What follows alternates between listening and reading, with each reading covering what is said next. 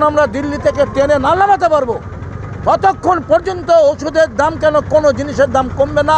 জীবনদায়ী ওষুধের দাম বৃদ্ধি থেকে আরম্ভ করে পেট্রোল, গ্যাস, ডিজেল, কালাধন, বছরে 2 কোটি চাকরি, নোটবন্দি থেকে আরম্ভ করে লাগামহীন মিথ্যে এবং সাধারণ মানুষকে মহা বিপদে ফেলে দিয়েছে কেন্দ্র সরকার।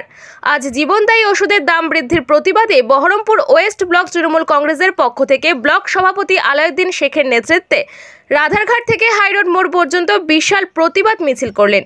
এই মিছিলে উপস্থিত ছিলেন বিধায়ক কানাই চন্দ্র মণ্ডল, রাজীব হোসেন এবং ব্লকের নেতা নেত্রীরা। এই প্রতিবাদ মিছিলের বিষয়ে কি বললেন আপনারা শুনুন।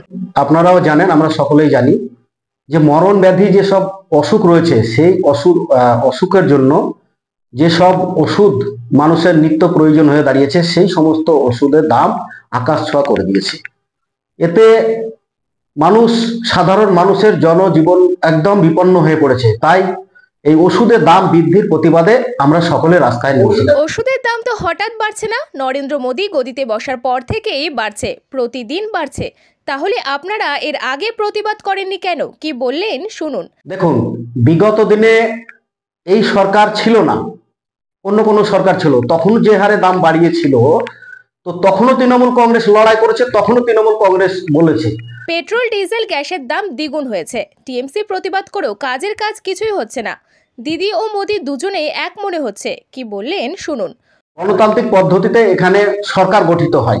এবার যে কেন্দ্রীয় সরকার আমরা এর আগে পেট্রোল, ডিজেল, রান্নার গ্যাস যে হারে দামটা বাড়িয়েছে তার প্রতিবাদে তৃণমূল কংগ্রেস সর্বক্ষণ লড়াই করেছে, এখনো লড়াই করছে।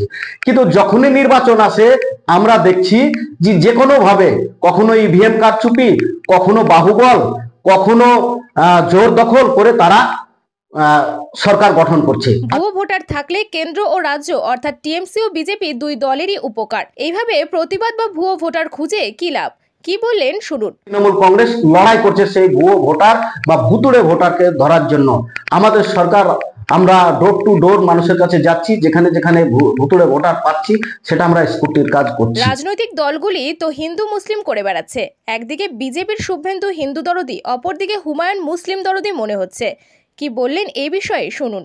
দেখুন, আমি বলি, আমরা যারা তৃণমূল কংগ্রেস করি, আমার এই পাশে, আমার বাম পাশে বসে রয়েছে বিমল ঘোষ, উনি হিন্দু, আমি মুসলিম। ডান পাশে বসে আছেন উনি বিপ্লব ঘোষ, উনি হিন্দু, আমি মুসলিম। এখানে যারাই রয়েছে সবাই হিন্দু। কিন্তু আপনি কোনোদিন দেখেছেন বা বুঝতে পেরেছেন যে আমাদের মধ্যে কোনো জাতপাতের কোনো বিষয় আছে, হিন্দু মুসলিম বলে কিছু আছে? আমরা যারা তৃণমূল কংগ্রেস করি আমাদের মধ্যে ভেদ পাবেন না, আমাদের মধ্যে কোনো বিভাজন পাবেন না।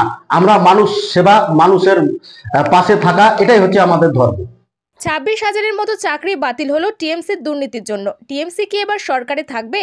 কি বললেন এ বিষয়ে শুনুন। সারা পশ্চিম বাংলার একটা বাড়ি আপনি দেখাতে পারবেন না যেখানে কোনো মমতা বন্দ্যোপাধ্যায়ের তৃণমূল কংগ্রেসের কোনো প্রকল্প নেই। সব বাড়িতে প্রকল্প রয়েছে, সেটা মানুষ জানে। যে তৃণমূল কংগ্রেসের উপর আস্থা রাখছে মানুষ, বলছে মানুষ তৃণমূল কংগ্রেসকেই আবার চাই আমরা। তৃণমূল কংগ্রেস মানুষের পাশে আছে এবং থাকবে।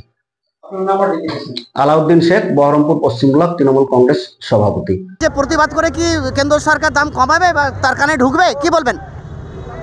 দেখুন, আমাদের লড়াই, আমাদের আন্দোলনের মধ্যে দিয়ে আমরা কেন্দ্রীয় সরকারকে গদি থেকে নামাতে পারবো। ওষুধের দাম তখনই কমবে যখন আমরা কেন্দ্র থেকে বিজেপিকে হটাতে পারবো। এরকম একটা স্বৈরাচারী গণতান্ত্রিক সাম্প্রদায়িক সরকার, যারা মিথ্যা, যারা জুমলা সরকার, একটা সরকারকে যতক্ষণ আমরা দিল্লি থেকে ট্রেনে না নামাতে পারবো ততক্ষণ পর্যন্ত ওষুধের দাম কেন কোনো জিনিসের দাম কমবে না, আরও বাড়বে, আরও জিএসটি বাড়বে এবং মানুষের উপরে বোঝা চাপাবে। এই নীতি নিয়ে দিল্লি সরকার চলছে আর সাম্প্রদায়িকতা করে, ধর্মের বিভাজন করে রাজনীতিতে টিকে থাকতে চাইছে। এইটা ভারতবর্ষের মানুষ বেশি দিন বরদাস্ত করবে না। ভারতবর্ষের কৃষক সমাজ, সাধারণ মানুষ এটা বেশি দিন সহ্য করবে। আমি কানাই চন্দ্র মণ্ডল, বিধায়ক, নবগ্রাম বিধানসভা।